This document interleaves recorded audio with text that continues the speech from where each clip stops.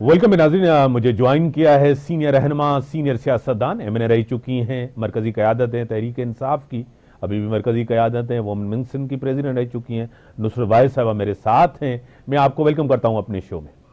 जी बहुत शुक्रिया। नुसरत वाहिद साहबा, जिस तरह असेंबली के अंदर केपीके के अंदर अपने ही लोग जिस तरह हाथापाई हुई है आपको पता है, दूसरे अली अमीन गंदापुर के स्टेटमेंट्स, रऊफ हसन साहब, बैरिस्टर सैफ में बड़ा एक तजाद आ रहा है। जिस तरह उन्होंने एहतजाज किया और डी चौक पे वो आए ही नहीं, काफी पार्टी के अंदर एक बयानात भी हैं, तजाद भी है। क्या कहेंगी इस हवाले से? बिस्मिल्लाहिर्रहमानिर्रहीम। बहुत शुक्रिया प्रोग्राम में लेने का। देखें, जो सबसे इम्पोर्टेंट चीज़ है ना वो ये है कि कोई भी पार्टी जो है वो एक फैमिली की तरह होती है, बहन भाइयों की तरह होती है या एक खानदान की तरह होती है, जिसमें घर के जिस तरह मामलात होते हैं कि आपस में इख्तलाफात है या आपकी कोई बात मान रहा है या नहीं मान रहा, और उस पर लड़ाई भी होती है, भाइयों भाइयों में लड़ाई हो जाती है या माँ बाप से लड़ाई हो जाती है, कुछ इस तरह की चीज। तो उसमें कोई अचंभे की बात नहीं है कि लड़ाई होगी, बहुत दफा होती है और अपनी ही पार्टी के लोगों से होगी। तो वो बात यह है कि क्या आपके लोग जो हैं वो इसको एक्नॉलेज कर रहे हैं, जो भी आइडिया पेश किया जा रहा है। अगर नहीं कर रहे तो वो कोई तल्ख बात करेंगे तो यहाँ से गुस्सा आ जाएगा और फिर उसके बाद लड़ाई झगड़ा फसाद शुरू हो जाएगा। और जहाँ तक दूसरी बात है कि गंडापुर साहब डी चौक पे नहीं आए और वो चाइना चौक से शायद चले गए, जहाँ पे आके उन्होंने छोटी सी तकरीर की और उसके बाद वो केपी हाउस चले गए। तो देखिए, ये इसमें जो भी लोग बातें कर रहे हैं इख्तलाफात की या फलां की, मैं इस सिलसिले में सिर्फ इतना जानती हूँ कि अगर खान साहब ने गंडापुर के ऊपर एतबार किया है तो हमें भी एतबार करना है। जब तक खान साहब को, आपको पता है, उनको उन्होंने 18 तक बैन कर दिया है, कोई उनके पास जा नहीं सकता, कोई आ नहीं सकता, इवन वकील तक नहीं आ सकते। उनके पास घर का खाना तो बहुत दूर की बात थी, जो मुशक्कत थी वो भी छीन लिया, और वो कपड़े तक घर से नहीं आ सकते उनके। तो इन हालात में हमें पता कैसे चलेगा कि खान साहब का हुक्म था या वो अपने उससे जा रहे थे या उन्होंने खान साहब तक कोई पैगाम पहुंचाया था या नहीं पहुंचाया था? अभी कुछ नहीं कहा जा सकता। इसलिए इख्तलाफ करना मेरे ख्याल में बहुत बड़ी नासमझी होगी। अभी हमें बिल्कुल जो कुछ भी गंडापुर कह रहे हैं, अपेरेंटली तो जाहिर है वो बेचारे पर्दा रख रहे होंगे। पहले भी खान साहब ने यही बात की थी कि वो बहुत इस तरह का आदमी है जो असल बात नहीं बताएगा दुनिया को, उसके साथ क्या हुआ क्या नहीं हुआ मेरे पास आएगा तो मैं उससे पूछ लूंगा। तो अभी भी ऐसा ही हुआ होगा कि जो भी चीज हुई होगी उसके बारे में वो जब खान साहब से बात करेंगे तो पता चलेगा, अदरवाइज तो बहुत मुश्किल काम है अभी।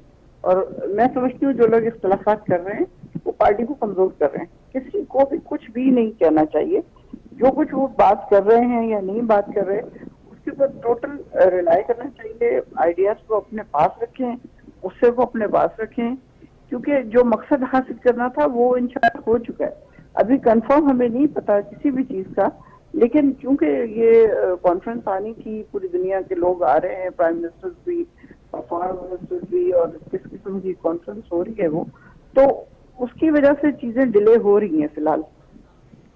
नुसरत भाई साहब, आपको खुद पता है, हाँ नुसरत भाई साहब, आपको खुद को पता है कि एक चेन ऑफ कमांड होती है पार्टी के अंदर। लीडरशिप जब होती है तो उस टाइम पार्टी के ऊपर एक बड़ा ग्रिप होता है। आपको पता है लीडरशिप आपकी जो है ना जेल के अंदर है, और आपको पता है कि बैरिस्टर गोहर के ऊपर आपको पता है लोग इतना एतमाद नहीं कर रहे। लीडरशिप, हर कोई लीडर बना हुआ है, आपको पता है। और दूसरी बात है कि बैरिस्टर गोहर की कोई स्ट्रगल नहीं है, आपको पता है। वो जैसे आए और चेयरमैन बन गए, आपको पता है। काफी नजरियाती लोग इसके ऊपर भी इख्तलाफात कर रहे हैं, क्या कहेंगे? देखिए, बैरिस्टर गौहर जो है ना वो एतजाज एहसन के साथ उन्होंने ऑलमोस्ट मेरे ख्याल में 25 या 30 साल काम किया है, और खान साहब के साथ उनके बैरिस्टर एतजाज एहसन के बहुत अच्छे ताल्लुकात हैं। उनके पड़ोसी भी हैं, वो सारी उम्र ये लोग एक साथ रहे हैं। एचएसएल में भी मोस्ट प्रोबेबली ऊपर नीचे होंगे ये लोग। तो जो बात एतजाज एहसन ने की खान साहब से, तो खान साहब ने एतजाज एहसन से बिलीव किया और बैरिस्टर गौहर को as a chairman, new chairman और टेम्पररी चेयरमैन उनको बना दिया गया। क्योंकि नंबर एक तो ये कि वो सोच समझ के बात करते हैं, वो एकदम नहीं हो जाते, गुस्से में आ जाते, या कोई ऐसी गलत बात नहीं कर देते, या कोई आप ये समझें कि लोगों को नाराज नहीं कर देते। बहुत सोच समझ के अगर उनको जवाब नहीं आ रहा, तो आपने देखा कि वो जब मिलने गए केपी हाउस में और उसके बाद जब वापस निकले तो लोगों ने उनसे क्वेश्चन किया, वो बिल्कुल खामोशी से निकल गए, क्योंकि उस वक्त ओकेजन नहीं था कि वो कोई बात करते या कुछ बताते या कोई इस टाइप की चीज होती। तो इस हिसाब से वो डेफिनेटली उनकी कोई उस तरह की एफर्ट्स नहीं है जिस तरह सियासी लीडरों की होती है, जिस तरह गंडापुर की है, जिस तरह शिवाब गिल की है, जिस तरह जरताज गुल की है, या और बाकी बहुत सारे लोग हैं। तो मेरे ख्याल में तो ये है कि हमें उनके ऊपर भी क्रिटिसाइज नहीं करना चाहिए। वो बहुत डिफिकल्ट सिचुएशन में आके इस वक्त चेयरमैन बने हैं और उनको बहुत बड़ी जिम्मेदारी दी गई है, और ये जो सिचुएशन है इससे शायद ही कोई पार्टी कभी गुजरी हो। पाबंदियां लगी, लोगों को बहुत बुरा भला भी कहा गया, जेलों में भी गए, सब कुछ हुआ, लेकिन इस किस्म की सिचुएशन कभी नहीं हुई कि आपकी पार्टी को डिसॉल्व कर दें, आपके निशानात ले लें, आपके उम्मीदवारों को फॉर्म न जमा करवाने दिया जाए, उनके सपोर्टर और जो दूसरे उनको सबको पकड़ लिया जाए, कैद कर लिया जाए, छुपा दिया जाए, गायब कर लिया जाए। तो ये वाली चीजें कभी किसी पार्टी के साथ नहीं हुई। उसमें अगर ये लोग इलेक्शन लड़ के आ रहे हैं, उसमें उनका वो उस हिसाब से कोई स्ट्रगल नहीं है कि इन्होंने कोई कंपेन की या कुछ किया। हर एक ने उनको वोट दिया खान साहब के लिए, सिर्फ पीटीआई को वोट पड़ा है, किसी इंसान को इंडिविजुअल नहीं पड़ा। उसमें अगर कोई ऊपर उभर के आ गया है, लीडर बन गया है, तो उसको नंबर एक तो ये कि 100% ये समझना चाहिए कि मैं यहाँ पे एक बंदे की वजह से आया हूँ, मेरी अपनी औकात कुछ नहीं है, क्योंकि ये हमने देख लिया।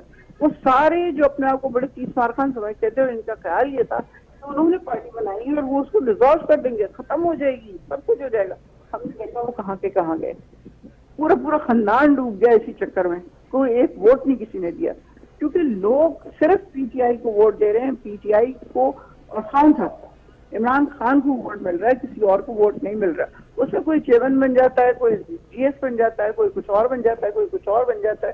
तो सबको ये बात अच्छी तरह पता होनी चाहिए कि वो कुछ नहीं है, जो कुछ भी है वो इंसान है जो इस वक्त जेल में बैठा हुआ है, बस। नुसरत भाई साहब, आपको पता है कि पीटीआई की पूरी सियासत जो बाहर लोग हैं सिर्फ अली अमीन के गिर्द घूम रही है। वो वफाक के ऊपर चढ़ाई करते हैं, सूबे के वसाइल इस्तेमाल करते हैं। आपको पता है दूसरी क़यादत का पता नहीं होता कि वो कहाँ है, उमर अयूब साहब कहाँ हैं, ये कुछ पता नहीं। असद कैसर साहब कहाँ हैं, आपको पता है, कुछ पता नहीं होता। सिर्फ अली अमीन गंडापुर हैं, वही सब कुछ कर रहे हैं। और आपको पता एससीओ की समिट बड़ी अहम थी। इससे पहले आपको पता है कि मलेशिया के प्राइम मिनिस्टर आए हुए थे, उस टाइम एहतजाज करना, आपके लोग ही कह रहे हैं कि हमारा एक ही मकसद है एहतजाज करने का कि बानी पीटीआई को आजाद किया जाए। क्या कहेंगे? देखिए, बानी पीटीआई को आजाद करवाना ही प्राइम हमारा ऑब्जेक्ट है। और जिस दिन हम लोग यहाँ धरना दे डी चौक में पहुंचे थे, उस दिन उनकी वापसी थी, वो किसी और रास्ते से जाके एयरपोर्ट जाके वो चले गए, उसमें वो इस रास्ते में नहीं आ रहे थे। और दूसरे जहाँ तक आप कह रहे हैं असद कैसर का नहीं पता या फलां का, उमर अयूब का नहीं पता, ये सब साथ थे उसके। इतने 3 मेरे ख्याल में मोर देन 24 आवर्स इन्होंने सफर किया है। उस सारे सफर में ये लोग साथ थे। उसके बाद आके जो खंडकें खोदी हुई थी इतनी ज्यादा, जो कंटेनर्स रखे हुए थे, उस चक्कर में थोड़ी सी डाइवर्जन हुई है, लोग इधर से निकल के उधर, कुछ उधर से उधर। तो वो जो 2 सड़कें उसमें ये लोग एक दूसरे से जुदा हुए हैं, उसमें ये अलर्जी हुई है, अदरवाइज ये लोग साथ थे। आपको पता है कि मोर देन 50 कंटेनर्स थे उनके रास्ते में, और खंडकें खोद दी गई थी, मोटर वे को खोद दिया गया था। उस मोटर वे को पे इन जवानों ने, इन बच्चों ने जो गंडापुर के साथ थे, उन्होंने उसको फिल किया और फिर वहां से वो चले। कंटेनर्स को आपने देखा है, सारी वीडियोस देखी होंगी कि किस तरह अपने हाथ से धक्के दे के उन लोगों ने पीछे किया, उनको रास्ते बनाए हैं। तो ये मतलब किस किस्म की हरकतें हैं? हमारे जमाने में नहीं हुए धरने, हमारे जमाने में जुलूस नहीं हुए, हमारे जमाने में महंगाई मार्च नहीं हुआ। हम तो जाके फजलुर रहमान के साहब के जो जलसा था या धरना था, उसमें जाके उनको रजाइयां और खाने पीने की चीजें और पता नहीं और क्या क्या चीजें दी हमने। कोई इस तरह का हुआ कि जी FIR दर्ज हो रही है, उनको पकड़ के लेके जा रहे हैं, खान साहब की बहनें दो बेचारी फुटपाथ पे खड़ी हुई बिल्कुल अलग से होके हाथ बांध के, वो तो 4 लोग भी नहीं थे। एक जिसमें जर्नलिस्ट जाके उनसे कोई बात करना शुरू किया तो वो जी चलो कि पुलिस वालियां आ गई उनको पकड़ के लेगी, सारे खानदान को अंदर कर दिया।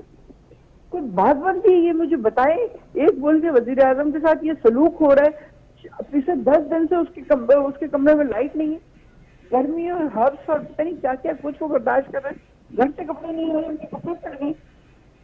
यही कुछ मोहतरम जनाब आसिफ अली जरदारी साहब से हुआ था। वो तो साबिक प्रेसिडेंट रह चुके थे, जिस तरह उसको गिरफ्तार किया गया। प्रेसिडेंट नहीं थे, उस वक्त प्रेसिडेंट नहीं थे। ना अब बानी पीटीआई तो अभी भी तो वो भी वजीर आजम नहीं है, आपको पता है। अरे भाई वो प्रेसिडेंट उस वक्त नहीं बने थे, ये 2007 के बाद की बात ना नहीं है। अभी जब आपकी गवर्नमेंट थी आसिफ अली जरदारी साहब को उनको इस तरह रखा गया था। हाँ इसी तरह रखा गया था मोहतरमा फरियाल टालपुर साहिबा को इसी तरह रखा गया था, बिल्कुल इसी तरह, किसी को नहीं रखा गया था। सबको प्रॉपर जेल में रखा गया था और प्रॉपर उनको कमरे में ले हुए थे, पंखे थे वहां पे, बिजली थी वहां पे, टीवी था वहां पे, हर चीज होती थी। इस तरह किसने रखा है कब किसी को? यानी कि वो गलत था या नहीं था, गलत था या नहीं था, मुझे नहीं पता, मैं अदालत की चीजें नहीं जानती, लेकिन मुझे ये पता है कि उनके साथ इस तरह के जुल्म नहीं हुए। उनको अगर कैद में लेके गए तो इस तरह के जुल्म नहीं हुए। उनको प्रॉपर तरीके से, प्रॉपर जिस तरह कैदियों को रखा जाता है उस तरह रखा गया था। साबिक वजीर आजम को अपने मौत के सेल में डाला हुआ है, 8/10 के कमरे में रखा हुआ है। कोई शर्म, कोई हया, कोई चीज होती है बगैर ख्वाजा आसिफ के? बड़ी मेहरबानी।